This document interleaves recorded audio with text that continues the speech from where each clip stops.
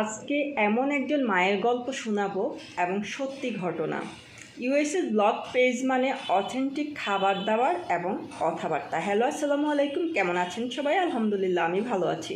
আশা করি দেশে প্রবাসে যে যেখান থেকে দেখছেন সবাই অনেক বেশি ভালো আছেন, সুস্থ আছেন, সেফ আছেন। একজন মা অনেকগুলো সন্তান জন্ম দিয়েছেন। মা না হয় একটু অবুঝ, সবুজ, অকর্মা, বৃদ্ধ, বয়সের ভারে নুয়ে পড়েছে, কিন্তু সন্তানরা তো সবাই সুস্থ, সবল, চালাক, 100% নিঃসন্দেহে। সেই সন্তান কিভাবে মাকে নির্যাতন করে। প্রবাসী স্বামী যখন মরে যায় এক মেয়ের, তখন মেয়ে নিজের কাছে মাকে রাখার সিদ্ধান্ত নেয়। সে ভালোভাবেই জানতো মাকে তার কাছে রাখলে ভাইয়েরা, পরিবারের অন্যান্য সদস্যরা মায়ের জন্য অনেক টাকা পয়সা তাকে দিবে এবং সে তার বাবা মরা সন্তানদেরকে নিয়ে ভালোভাবে চলতে পারবে। কিন্তু ঘটনা হলো পুরা উল্টো। এখন নিশ্চয়ই সবাই অবাক হবেন। কি? হ্যাঁ বন্ধুরা, অবাক হওয়ারই কথা। আমিও অবাক হয়েছি। মায়ের খেদমতের নামে মাকে কী পরিমাণ টর্চার করা হচ্ছে বলছি 4 মিনিটের একটা ভিডিওতে, কিন্তু এই ঘটনাগুলো বিশাল এবং এক একটা মুহূর্ত মায়ের কি যাচ্ছে সেটা একজন মাই বলতে পারবে। এবং চিন্তা করে দেখলাম সামাজিক মাধ্যমে কেন এই মায়ের গল্পটা আমি আমার ফলোয়ারদের সাথে শেয়ার করব না। যে কথা সেই কাজ শেয়ার করেই পেলাম। আশা করি পুরো ভিডিওটি সবাই শুনবেন এবং ভালো লাগলে শেয়ার করে দিতে পারেন, অন্যকে দেখার সুযোগ করে দিতে পারেন।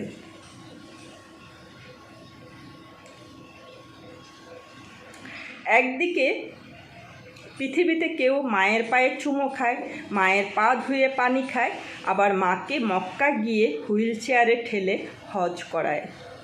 আবার অন্যদিকে কেউ মাকে বৃদ্ধাশ্রমে রেখে আসে, মাকে খাবার দেয় না, মা বাবাকে মারধর করছে, মেরে ফেলছে।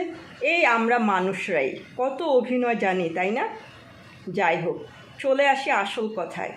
ভাইয়েদের তো অনেক বিশ্বাস বোনের উপরে। বোন জানে মাকে কত সুখে রেখেছে, কত খেদমত করেছে। ভাইয়েরা গল্প করে, আমরা টাকা দিয়ে কাজের লোকও পাবো না আজকাল মায়ের খেদমত করার জন্য। মা এত বেশি হয়ে গেছে সংসারে, এতগুলো সন্তানকে মা একা মানুষ করতে পেরেছে, কিন্তু এতগুলো সন্তান একজন মাকে একা দেখে রাখতে পারে না। এটাই হচ্ছে তার প্রমাণ। ভাবছে মা তো সুখেই আছে বোনের কাছে, টাকা দিয়ে কাজের লোক পাওয়া যাবে না। কথাটা সত্যি, কাজের লোক পাওয়া যাবে না, কিন্তু কোনো কাজের লোক কখনো একজন মালিকের মাকে হাড়-ধড় ভেঙে দিবে না, অথবা ঘুমের ওষুধ দিয়ে অচেতন করে ঘুম পাড়িয়ে রাখবে না। সত্য কি না বলেন? কিন্তু এমনই এক মেয়ে যে মাকে খেদমত করার নামে আষাঢ় দিয়ে পেলে আষাঢ় দিয়ে তোলে, মানে জোরে জোরে পেলে জোরে জোরে উঠায়, হাড্ডিগুড্ডি ভেঙে খেদমত করতেছে এবং ঘুমের ওষুধ খাইয়ে ঘুম পাড়িয়ে অচেতন করে রাখছে। এমন সন্তান যেন কারো না হয়। আর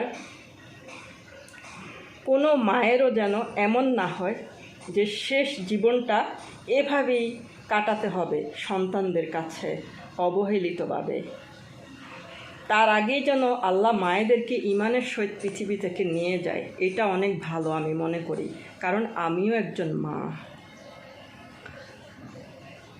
পৃথিবীতে না থাকাই ভালো এই কষ্টগুলো পাওয়ার থেকে, সেটা অনেক ভালো।